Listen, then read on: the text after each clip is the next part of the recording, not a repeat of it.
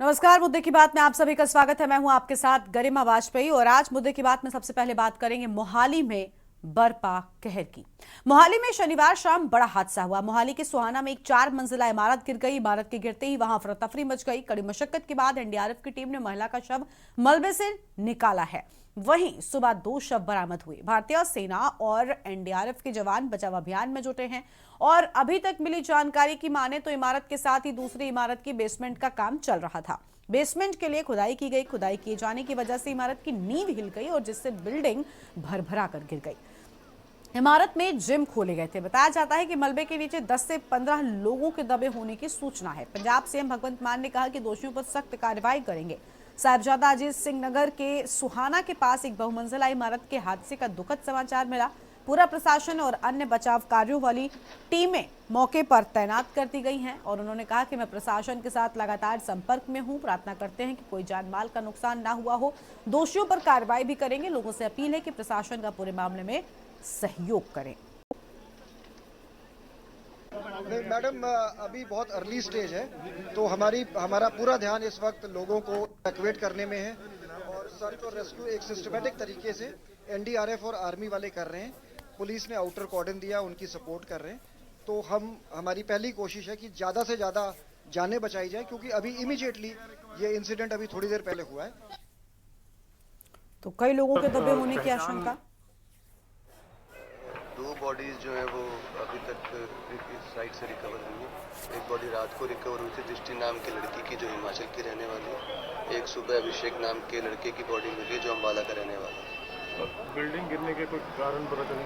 Primary investigation में ये सामने आया है कि इसी बिल्डिंग के जो मालिक हैं वो बिल्डिंग के बगल में जो उनका प्लॉट था उसमें बेसमेंट की खुदाई कर रहे थे बिना किसी परमिशन के और बिना किसी एजेंसी को जानकारी दी।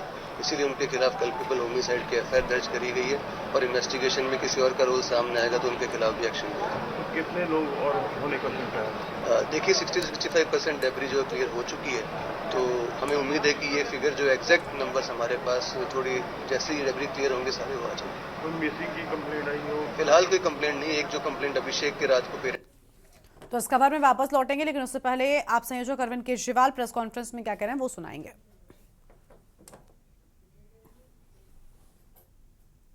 सुबह 4 बजे से रात को 10-11 बजे तक मेहनत करती हैं। बच्चे जो देश का भविष्य हैं उन बच्चों को अच्छे संस्कार देके पालती पोसती हैं और उनमें से कई माताएं बहनें हैं जो बाहर जाके नौकरी भी करती हैं। उनकी सुविधा के लिए हम लोगों ने ऐलान किया था कि 2100 रुपए हर महीने उनके अकाउंट में डलवाया करेंगे। ऐसी कई बेटियां हैं जो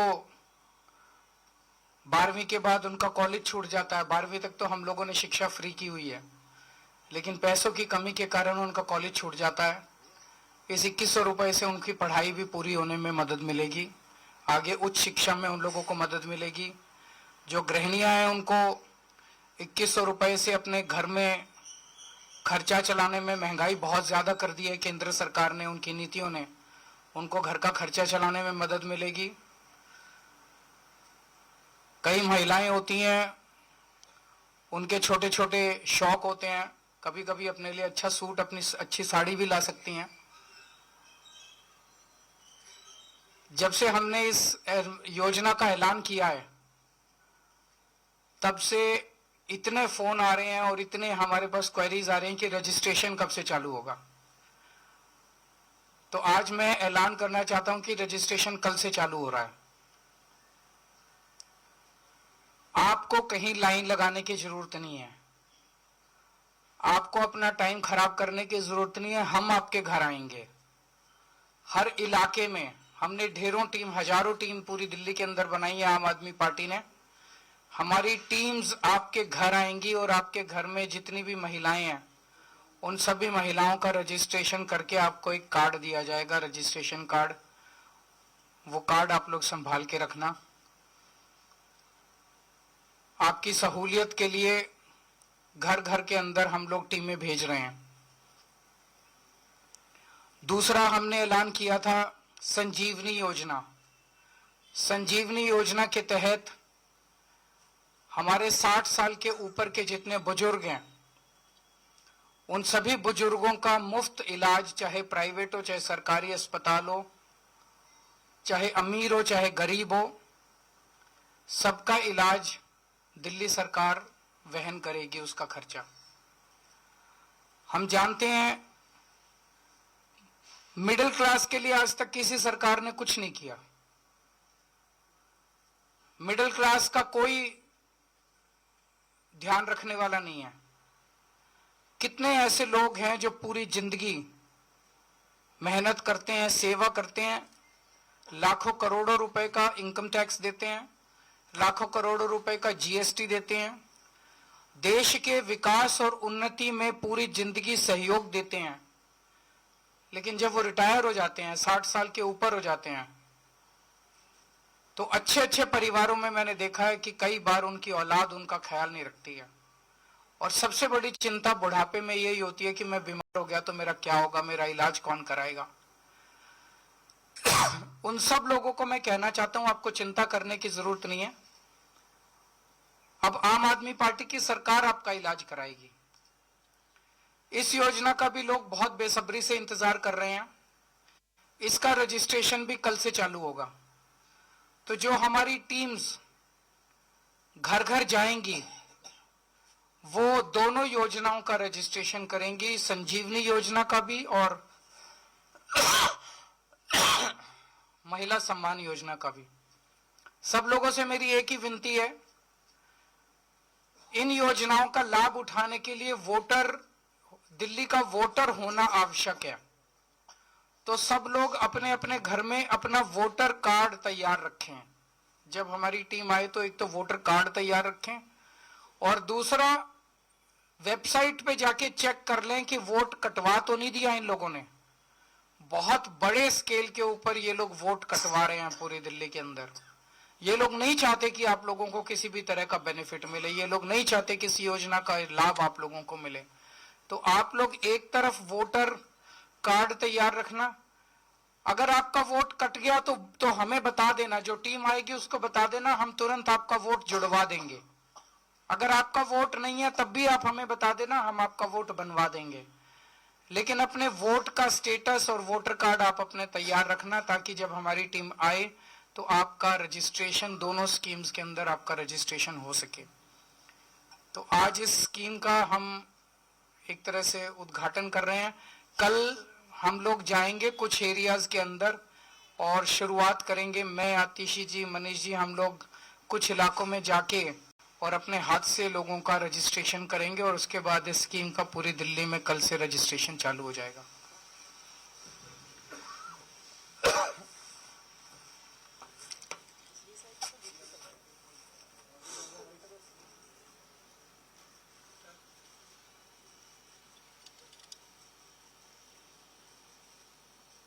थैंक यू।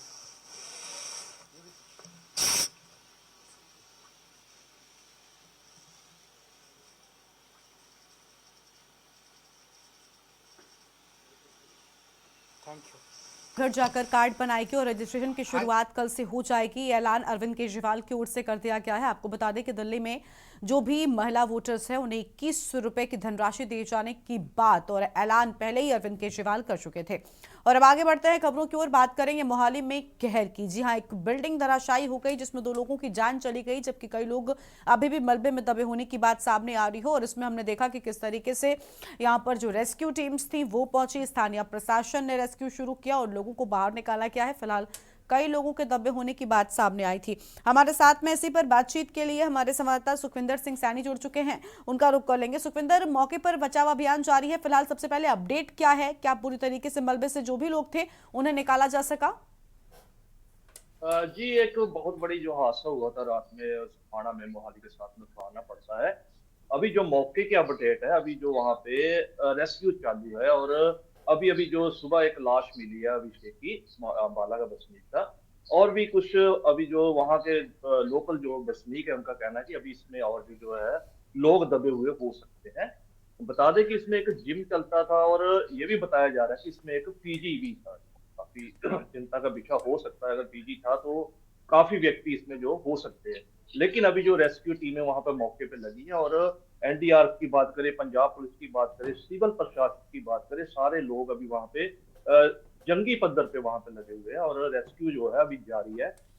आला अधिकारियों की बात करें, डीजीपी खुद रात को आए थे, एमएलए जो है यहाँ के लोकल वो आए हुए थे, और एसएसपी और एडीसी जो है विराज जी, वो रात के यहाँ पे खड़े हुए हैं और पूरी जो है हाई लेवल पे जो है यहाँ पे रेस्क्यू जो चल रहा है। जी बिल्कुल, लेकिन किसकी लापरवाही थी? बताया जा रहा है कि जिसकी बिल्डिंग थी उसके ठीक बगल में भी एक खाली प्लॉट था जिसमें बेसमेंट के लिए काम शुरू हुआ था और बिना किसी इजाजत के काम शुरू हुआ। शायद यही वजह है कि इस मंजिल की नींव पर असर पड़ा और उसके बाद ये पूरी की पूरी जो बिल्डिंग है वो धराशायी हो गई। हाँ जी, ये एक बहुत बड़ी बात जो सामने आई है कि ये जो बिल्डिंग है 3 या 4 मंजिला बताई जा रही बिल्डिंग थी, इसके एकदम साथ में जो बेसमेंट खोद दी गई बिना परमिशन के, जो बात सामने आई है, जो रात को भी एसएसपी साहब ने बताया था कि बिना परमिशन के और बिना किसी की जानकारी के जो ये बेसमेंट खोद दी गई, जिसकी वजह से ये बिल्डिंग गिरी है। और यहाँ पे एक बात बताते चले कि मोहाली जिले में जो है गैर कानूनी जो अवैध निर्माण है बहुत तेजी से हो रहे हैं और ऐसे काफी हादसे जो होते रहते हैं। और इसका मेन कारण यही है कि यहाँ का प्रशासन जो है ये अवैध निर्माणों को लेकर इतना ज्यादा जो सतर्क नहीं है। अवैध निर्माण जो है जो बहुत हाई लेवल पे चलते हैं और जहाँ एक बिल्डिंग बनाने की इजाजत होती है 3-3, 4-4 मंजिला जो बिल्डिंग बन जाती है और बिना परमिशन के खोद दी जाती है, कोई यहाँ पे पूछने वाला नहीं। ये एक बहुत बड़ा हादसा जो हुआ है, इससे प्रशासन को कोई ना कोई सबक लेना चाहिए और इन अवैध निर्माणों के खिलाफ जो है बड़ी कार्रवाई करनी चाहिए। जो यहाँ के जो वसनीक है उनकी मांग है कि अवैध निर्माण जो बहुत तेजी से हो रहे हैं, जो ये हादसों का कारण बन रहे हैं। बिल्कुल, बहुत शुक्रिया आपका सुखविंदर हमारे साथ जुड़ने के लिए और अहम जानकारी के न्यूज इंडिया के दर्शकों के साथ में साझा करने के लिए। तो मलबे में 10 से 15 लोगों के दबे होने की जो आशंका है वो फिलहाल सामने आई थी। रेस्क्यू टीम्स की ओर से लगातार रेस्क्यू किया जा रहा है, लोगों को बाहर निकालने का प्रयास हो रहा है, लेकिन अभी भी रेस्क्यू पूरा नहीं हो सका है। बड़ी बात यह कि आखिर क्यों प्रशासन इन मामलों में ढीला रवैया अपनाता है और लोगों की जान के साथ खिलवाड़ होता हुआ नजर आता है। तो 5 मंजिला इमारत के ढह जाने से 2 लोगों की जान चली गई है और यह आंकड़ा अभी बढ़ सकता है क्योंकि कई लोग इसमें अभी भी मलबे में दबे होने की बात सामने आ रही है। तस्वीरें एक और स्क्रीन पर आपको हम दिखा रहे हैं, इन तस्वीरों को देखकर आप समझ सकते हैं कि कितना बड़ा यह हादसा रहा होगा। फिलहाल 2 लोगों की मौत की पुष्टि हो चुकी है और कई लोग जो अब तक निकाले गए हैं उनकी भी हालत गंभीर बताई जा रही है, इसलिए जो जनहानि है वो बढ़ सकती है।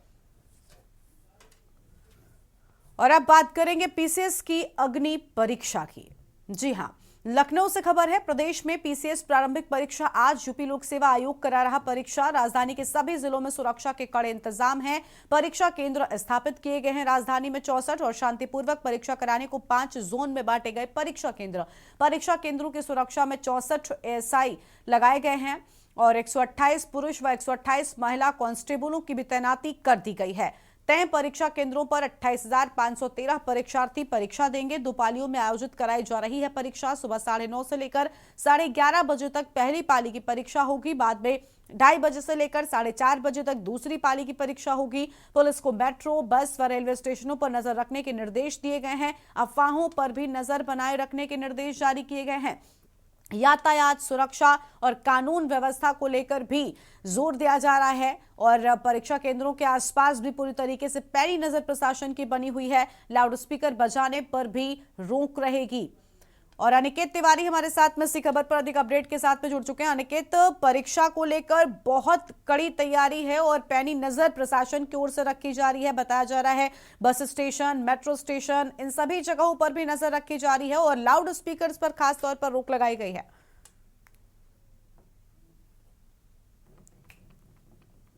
अनिकेत, संख्या में जो अभ्यर्थी हैं वो इस परीक्षा में शामिल हो रहे हैं। हालांकि अगर प्रथम पाली की अगर हम बात करें गरिमा, तो प्रथम पाली की जो परीक्षा है वो संपन्न हो चुकी है और द्वितीय पाली की जो परीक्षा है वो 2:30 बजे से प्रारंभ होगी और 4:30 बजे तक चलेगी गरिमा। और अगर बात करें तो लगातार अगर हम बता रहे हैं कि जो अभ्यर्थी हैं 5.5 लाख से ज़्यादा ऐसे अभ्यर्थी हैं जो इस पीसीएस की परीक्षा में सम्मिलित हो रहे हैं। हालांकि अगर बात करें तो जिन पदों के सापेक्ष एक बड़ी संख्या में जो अभ्यर्थी उन्होंने आवेदन किया है और उसको लेकर जो केंद्र बनाए जाने थे परीक्षा केंद्रों की अगर हम बात करें तो पूरे प्रदेश की अगर हम बात करें गरिमा, तो पूरे प्रदेश में 1331 परीक्षा केंद्र। वहीं अगर हम उत्तर प्रदेश की राजधानी लखनऊ की बात करें तो लखनऊ में 64 परीक्षा केंद्र बनाए गए हैं और बड़ी संख्या में जो अभ्यर्थी हैं वो लखनऊ आए हुए हैं और अलग अलग जगहों से, अलग अलग जनपदों से जो तमाम जो अभ्यर्थी हैं वो परीक्षा केंद्रों पर पहुंच रहे हैं। जिसको लेकर अगर बात करें लखनऊ कमिश्नरेट की, तो पूरे व्यापक इंतजाम कर दिए गए लखनऊ कमिश्नर की तरफ से, किसी प्रकार की अव्यवस्था इस परीक्षा प्रणाली में ना हो। हालांकि प्रथम पाली की जो परीक्षा वो संपन्न हो चुकी है और द्वितीय पाली की परीक्षा 2:30 बजे से प्रारंभ होगी और सभी परीक्षा केंद्रों के आसपास सीसीटीवी कैमरा लगाए गए, बस स्टेशन वगैरह में भी जो सघन अभियान है वो चलाया जा रहा है। इसके साथ ही अगर बता दें गरिमा, तमाम जो अभ्यर्थी परीक्षा देने पहुंच रहे हैं वो परीक्षा के समय पर उनको बायोमेट्रिक उनको अटेंडेंस भी लगानी होगी। इसके साथ ही कोई भी ऐसा दस्तावेज या कोई भी डॉक्यूमेंट्स, इलेक्ट्रॉनिक जो गैजेट्स हैं वो परीक्षा केंद्र में नहीं ले जा पाएंगे। इसके साथ ही अगर बात करें तो जो परीक्षा केंद्र में जो कक्ष निरीक्षक हैं वो भी कहीं ना कहीं उनकी भी जिम्मेदारी तय की गई है। यानी कि साफ तौर पर इस पीसीएस की परीक्षा में नकल विहीन परीक्षा कराने के साथ ही पूरी पारदर्शिता और किसी प्रकार कोई अवस्था किसी भी अभ्यर्थी को ना हो, उसको लेकर तमाम जो व्यापक इंतजाम किए जाने थे वो व्यापक इंतजाम कर लिए गए हैं। गरिमा, बिल्कुल साफ तौर पर इंतजाम पूरे हैं। निकेत बने रहेगा हमारे साथ में, वापस लौटेंगे आपके पास में और अपडेट लेंगे, लेकिन उससे पहले दर्शकों को तस्वीर दिखाते हैं जहां पर ऑटोमेटिक पार्किंग और साथ ही कई परियोजनाओं का शिलान्यास करने के लिए विशेष कार्यक्रम में पहुंचे मुख्यमंत्री धामी।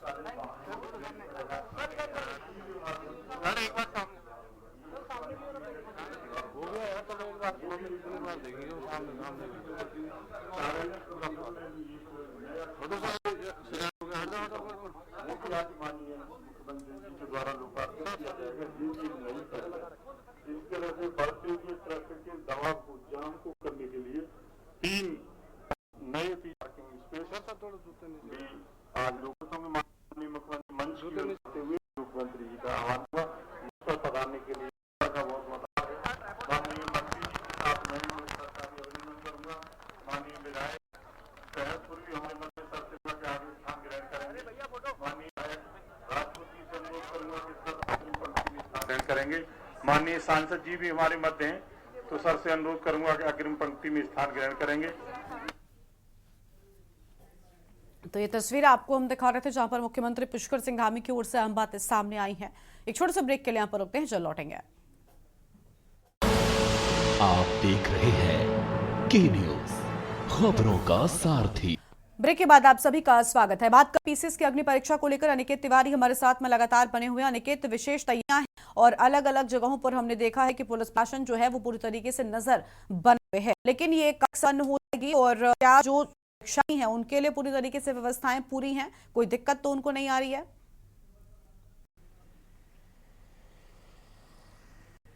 देखिए गरिमा, जैसा कि मैंने बताया कि दो पाली में जो पीसीएस की परीक्षा है वो आहूत की गई है। प्रथम पाली की अगर बात करें तो 9:30 बजे से लेकर 11:30 तक प्रथम पाली में परीक्षा होनी थी, जो अब संपन्न हो चुकी है। और द्वितीय पाली की अगर बात करें तो द्वितीय पाली दोपहर 2:30 शुरू होगी और शाम को 4:30 तक चलेगी। और अगर बात करें तो तमाम जो अभ्यर्थी हैं उनको जो व्यापक इंतजाम दिए जाने थे, लोक सेवा भी इंतजाम कर लिए गए। परीक्षा केंद्रों की अगर हम बात करें गरीब तो 64 परीक्षा केंद्र उत्तर प्रदेश की राजधानी लखनऊ में बनाए गए हैं। और अगर बात करें तो व्यापक इंतजाम कर लिए गए हैं। जो भी अभ्यर्थी आ रहे हैं उनको किसी प्रकार कोई अवस्था ना हो, उसको लेकर जो तमाम इंतजाम सेंटर जो किए जाने थे वो कर लिए गए। वहीं अगर बात करें सुरक्षा व्यवस्था की, सुरक्षा व्यवस्था को ध्यान में रखते हुए बस स्टेशन हो, रेलवे स्टेशन हो, वहां पर भी बड़ी संख्या में जो पुलिस फोर्सेस को डिप्लॉयड किया गया है। क्योंकि अगर बात करें तो बड़ी संख्या में जो अभ्यर्थी वो इस परीक्षा में शामिल हो रहे हैं। जैसे कि मैंने बताया गरिमा कि 5 लाख से ज्यादा जो अभ्यर्थी हैं वो बिल्कुल पूरी तैयारी हो और परीक्षार्थियों को कोई समस्या न हो, उसको लेकर प्रशासन ने अच्छा निकेत लौटेंगे आपके पास में। हमारे साथ में बुलंदशहर से अनिल मेड़ा भी इसी खबर पर बातचीत के लिए जुड़ चुके हैं। अनिल का रुख करेंगे। अनिल, परीक्षा केंद्रों पर कड़ी सुरक्षा व्यवस्था साथ ही साथ जो रूट वहां पर भी स्थानीय प्रशासन लगातार अलग अलग तैयारियां कर रहा है। क्या है पूरी जानकारी बुलंदशहर से आपके पास में?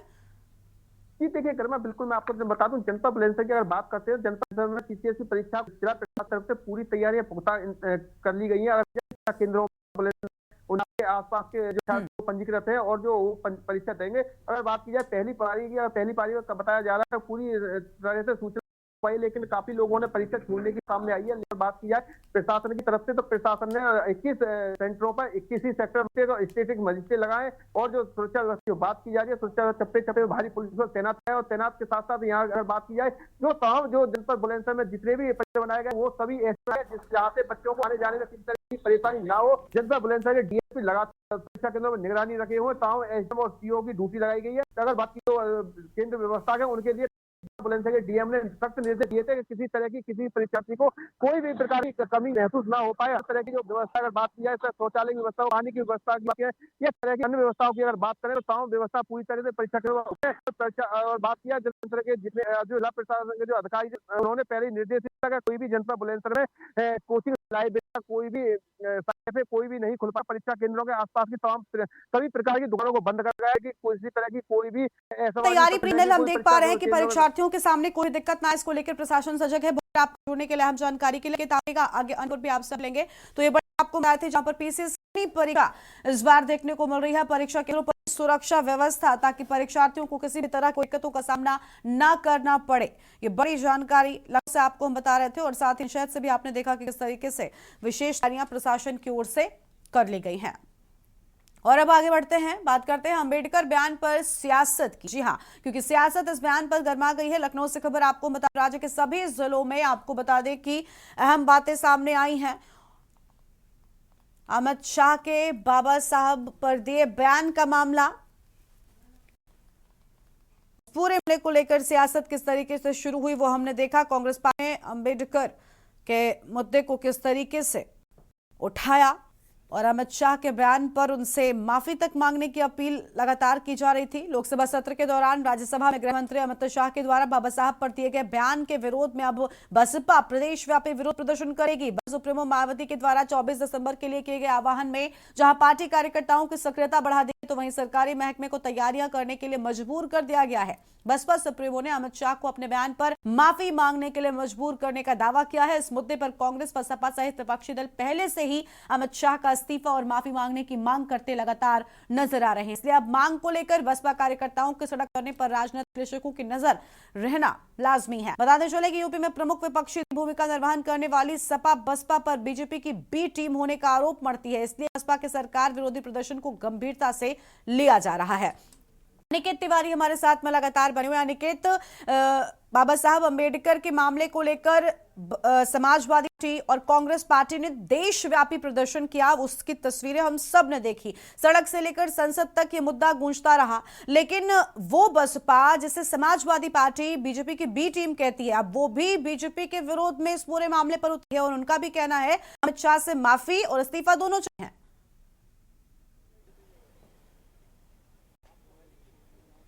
देखिए गरिमा, अगर बात करें उत्तर प्रदेश की तो साफ तौर पर जो सियासी पारा है वो कहीं ना कहीं अब बढ़ता हुआ नजर। अमित शाह ने जिस तरह से बाबा साहब पर उन्होंने टिप्पणी करी, उसके बाद से जो राजनीतिक गलियारे के तमाम जो दल है, फिर समाजवादी पार्टी की बात करें, कांग्रेस पार्टी की बात करें, तो लगातार कांग्रेस पार्टी और समाजवादी पार्टी मुखरता से जो विरोध है वो अपना दर्ज करती हुई नजर आ रही थी। हालांकि अगर बात करें समाजवादी पार्टी की बसपा सुप्रीमो मायावती की, तो उन्होंने भी कहीं ना कहीं ये देशव्यापी आह्वान कर दिया है कि अगर भारतीय जनता पार्टी के जो अमित शाह अगर वो माफी नहीं मांगते हैं या वो इस्तीफा नहीं देंगे तो जो हड़ताल और हंगामा है वो सब देखने को मिले। और कहीं ना उस रोक में जो देशव्यापी जो आह्वान किया है बसपा सुप्रीमो मायावती ने, हालांकि ये देखना बेहद दिलचस्प होगा कि अभी तक अगर देखते चले आ रहे हैं इस राजनीति में कि अगर बात मायावती की तो मायावती टिप्पणियां जरूर करती हुई नजर आएंगी, लेकिन अगर आंदोलन या हड़ताल की बात करें तो इस तरह का जो क्रिया प्रतिक्रियाएं थी वो बसपा की तरफ से गरिमा देखने को नहीं मिली थी। ठीक है, यानी मायावती ने ऐलान किया है, तमाम जो कार्यकर्ता हैं उनसे उन्होंने कहा कि अब पूरी तरह से जो सड़कों पर वो उतरते।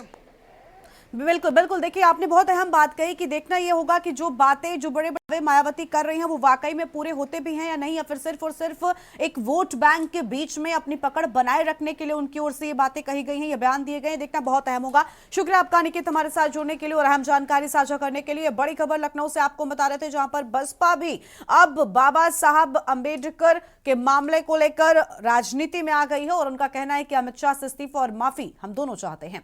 आगे बढ़ते हैं और अब बात करते हैं अगली खबर की, जिसमें मुश्किल में राहुल नजर आ रहे हैं। जी हां, बरेली से खबर आपको बताएंगे। लोकसभा चुनाव प्रचार अभियान के बीच कांग्रेस नेता राहुल गांधी के द्वारा चर्चा में रहा बयान अब उनकी मुश्किलें बढ़ा सकता है। यहां एमपी एमएलए कोर्ट ने नेता प्रतिपक्ष राहुल गांधी को नोटिस जारी कर 7 जनवरी को पेश होने को कहा। बता दें कि कांग्रेस नेता ने मतदाताओं को केंद्र में पार्टी के सत्तारूढ़ होने पर अमीरों की पार्टी गरीबों में बांटने का भरोसा दिलाया था। इस बयान से स्वयं को आहत हुए स्थानीय हिंदूवादी नेता पंकज पाठक ने कोर्ट में वाद दायर किया था, जिस पर सुनवाई करते हुए शनिवार को कोर्ट ने राहुल गांधी को जवाब देने को कहा। इसलिए 7 जनवरी को भले ही राहुल गांधी की ओर से अधिवक्ता कोर्ट में जाकर अगली तारीख प्राप्त कर ले, लेकिन आगे उन्हें व्यक्तिगत तौर पर कोर्ट में उपस्थित होना पड़ सकता है और राजनीतिक व्यस्ततापूर्ण जीवन में निश्चित तौर से इससे उनकी मुश्किलें बढ़ने से इनकार बिल्कुल नहीं किया जा सकता। बरेली से शानू कुमार हमारे साथ में जुड़ चुके हैं। शानू, राहुल गांधी एक और नए कानूनी मुश्किल में फंस सकते हैं, किस तरीके से वाद दायर किया गया है बताया जा रहा है, व्यक्तिगत रूप से उन्हें कोर्ट में पेश होना पड़ सकता है, पूरा मामला क्या है विस्तार से फटाफट बताएं। 2024 का जो लोकसभा था उस दौरान जो है राहुल गांधी लगातार रैलियां कर रहे थे और उसी दौरान उन्होंने एक बड़ा बयान दिया था, जो कि आर्थिक सर्वेक्षण से जुड़ा हुआ मामला लोगों ने उसको समझा। दरअसल उन्होंने बयान दिया था कि जो अमीर जो लोग हैं, यानी कि जिन पर पैसा ज्यादा है और उनकी आबादी कम है, और जो गरीब लोग हैं जिन पर पैसा कम है, तो जो अमीरों का उनके एवज में यानी कि गरीबों को दिया जाएगा। यानी कि जो विशेष वर्ग से जोड़ करके उन्होंने ये बात कही थी और कई जो हिंदूवादी नेता थे, कई संगठन थे, उन्होंने इसको जो है आर्थिक सर्वेक्षण से जुड़ा हुआ मामला माना था। इसी दौरान जो है बरेली के पंकज पाठक हैं, उनका साफ तौर पर से कहना है, उन्होंने जब ये बयान सुना था उन्होंने जो है बरेली की एमपी एमएलए कोर्ट में एक याचिका दायर की और रिट दायर करने के बाद उनकी याचिका वहां से एमपी एमएलए कोर्ट से खारिज कर दी गई थी। लेकिन उसके बाद उन्होंने जो है इसकी निगरानी के लिए इसको जिला जज की कोर्ट में इसकी अपील की थी। यानी कि उन्होंने जब एमपी एमएलए कोर्ट से ये खारिज हुई, उसके बाद वो जिला जज का उन्होंने रुख अपनाया, तो उसी दौरान कहीं ना कहीं जिला जज की तरफ से अब इस पूरे मामले में सुनवाई हुई है और जो सत्र न्यायाधीश है उन्होंने देर रात इस पूरे मामले पे सुनवाई करते हुए देर रात इस पर बड़ा फैसला सुना दिया है। उन्होंने कहा है कि जो राहुल गांधी है, यानी कि जो विपक्ष पार्टी है, और जो पक्ष है यानी कि हिंदूवादी नेता जो पंकज पाठक है, वो भी और खुद राहुल गांधी, दोनों लोग जो है 7 जनवरी को इस जो है बरेली एमपी एमएलए कोर्ट में पेश हो और अपना पक्ष रखे। तो कहीं ना कहीं जिस तरीके से गरिमा हम लोगों ने लीगल लोगों से बात की, यानी कि जो वकील है, सरकारी वकील है, उनसे बात की और जो पॉलिटिक्स से संबंध रखते हैं उनसे बात की, तो उनका साफ तौर पर से कहना है ये पहला नोटिस है। हालांकि कई नेता ऐसे होते हैं जो पहले नोटिस को इग्नोर कर देते हैं, लेकिन 3 नोटिसों का इसमें मामला होता है कि ये पहले नोटिस पर अगर पार्टी नहीं आती तो दूसरे नोटिस पर पार्टी जाएगी, अगर दूसरे पर भी नहीं आती तो तीसरे पर पार्टी को पहुंचना आवश्यक होता है। उसके बाद जो है उनके खिलाफ वारंट जारी कर दिया जाता है। देखना होगा गरिमा कि 7 जनवरी को राहुल गांधी पेश होंगे। दर्शकों के साथ में साझा करने के लिए तो एमपी एमएलए कोर्ट ने राहुल गांधी को नोटिस जारी कर दिया है और व्यक्तिगत रूप से उन्हें कोर्ट में पेश भी होना पड़ सकता है। अब आगे बढ़ेंगे खबरों की ओर और अगली खबर का रुख कर लेंगे, बात करेंगे संभल में सर्वे की। जी हां, संभल में जामा मस्जिद के सर्वे को लेकर हुए विवाद और दंगे के बावजूद संभल को सुर्खियों से निजात नहीं मिल रही है। एक तरफ जहां संभल का सनातनी इतिहास सामने लाने को मंदिर तलाशते हुए खुदाई का सिलसिला जारी है, जिसके एक के बाद एक जमींदोज कुओं के बाद अब बावड़ी भी सामने आया है। धार्मिक पुस्तकों के आधार पर कलयुग में भगवान के जन्मस्थल के रूप में वर्णित संभल के प्रति इस पर विश्वास रखने वालों की उत्सुकता बढ़ रही है। इससे अनुमान लगाया जा रहा है कि निकट भविष्य में गैर राज्यों व जिलों से संभल पहुंचने वालों की संख्या बढ़ सकती है और साथ ही एसआई के सहयोग से दावों को साबित करने की कोशिशें भी शुरू हो चुकी हैं। दूसरी ओर सांसद सहित अन्य लोगों पर बिजली चोरी के आरोपों को साबित किया जा रहा है। तहसीलदार चंदौसी धीरेन्द्र सिंह पुराने अवशेष मिलने की बात स्वीकार करते हैं। तो कुओं के बाद जमींदोज बावड़ी मिली कि मोहल्ला लक्ष्मणगंज में एक स्थान बावड़ी के नाम से जाना जाता है और यह बावड़ी राजस्व अभिलेखों में बहुत पहले से गाटा संख्या 253 बावड़ी के नाम से दर्ज है। उसने ये बताया कि इसके नीचे जो है पुराना तालाब है, उसके में कमरे बने हैं, ये स्ट्रक्चर इसमें बना हुआ है, इसलिए नगर पालिका के सहयोग से इसकी खुदाई की गई है। अभी तक 4 कमरे ऊपर से दिखाई दे रहे हैं। इसके अलावा खुदाई का कार्य जारी रहेगा, आगे जैसा होगा फिर आप लोगों को बताया जाएगा। एक ऐतिहासिक धरोहर है। आज हमने माननीय श्रीमान जिलाधिकारी महोदय जी से आज इसके बारे में हमने लिखित शिकायत दी थी कि वो बाबरी कुआं जो हमारा धरोहर है, ऐतिहासिक धरोहर है, उसे जीवित किया जाए। तो आज उसी के उसमें आज बांके बिहारी मंदिर की भी पैमाइश हुई है और उसमें ये पता लगा है कि महादेव बिहारी जी के नाम से वो मंदिर की भूमि है। अब किसी एक व्यक्ति की खुदाई हो रही है, क्या चीज प्रकाश में आई है यहाँ पर? इसमें अभी देखो कुआं निकल रहा है और देखते हैं अभी कि इसमें क्या आता है। इमारत जैसी चीज है। हाँ, इमारत जैसी चीज है। अभी इसमें सीढ़ियाँ वगैरह जो बताती है वो निकलेगी। और इसी खबर पर बातचीत के लिए हमारे साथ हमारे संवाददाता रईस अलवी जुड़ चुके हैं, उनका रुख कर लेते हैं। रईस, कुओं के बाद अब जमींदोज बावड़ी का भी मामला सामने आया है। संभल में सनातनी इतिहास को खोजने की कोशिश लगातार जारी है। पूरा मामला और जानकारी क्या है आपके पास? मैंने लगातार 2 दिवसीय जो एक एसआई की टीम आई थी और सर्वे किया था। सर्वे के दौरान 36 कुएं और 52 कुएं के 19 कुएं और 52 सराय के साथ साथ जो 5 मंदिरों का निरीक्षण किया है, उनके सैंपल भी लिए गए हैं, उनकी बारीकी से जांच की गई है। उसके साथ एक बाबर नाम से जो लक्ष्मीगंज में चंदोसी क्षेत्र में एक कुआं है जो बरसों पुराना कुआं बताया जाता है, जो बंद पड़ा था। और साथ ही साथ वहाँ मंदिर है, जो कि मंदिर के 4 कमरे भी सामने आए हैं। खुदाई लगातार नगर पालिका और तहसीलदार द्वारा की जा रही है वहां पर। अब देखा जा रहा है लगातार जनसंबल में जिस तरह से कुएं की और मस्जिदों को खगाड़ा जा रहा है, खोदा जा रहा है, निकाला जा रहा है, जिस तरह से देखा जा रहा है, क्योंकि जो मंदिर बरसों से बंद पड़े हुए हैं, आखिर वो मंदिर बंद क्यों थे, किस कारण बंद किए गए थे, कारण क्या था, बहुत सारे सवाल हैं। लेकिन सबसे बड़ा सवाल तो ये है कि 2 दिवसीय सर्वे टीम आई थी और सर्वे टीम ने 2 दिवसीय बारीकी से जांच की और जांच की रिपोर्ट पूरी बारीकी से करके एक चीज का सैंपल लिया गया। सैंपल लिया गया, उच्च अधिकारी को सौंपने की बात कही है।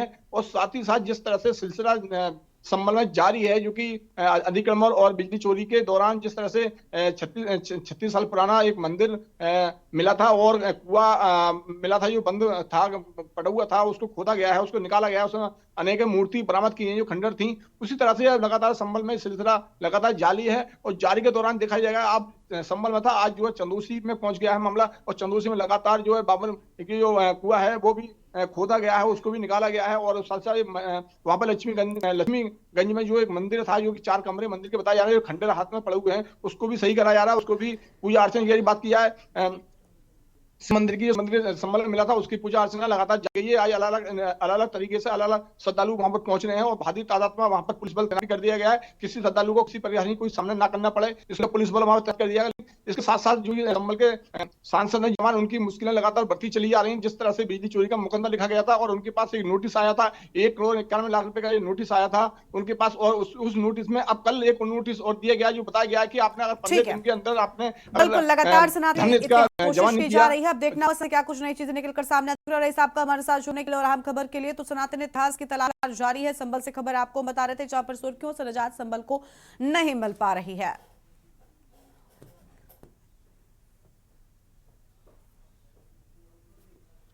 और मुद्दे की बात में आज उतना ही। तमाम खबरों के लिए आप देखते रहिए न्यूज़ इंडिया। नमस्कार।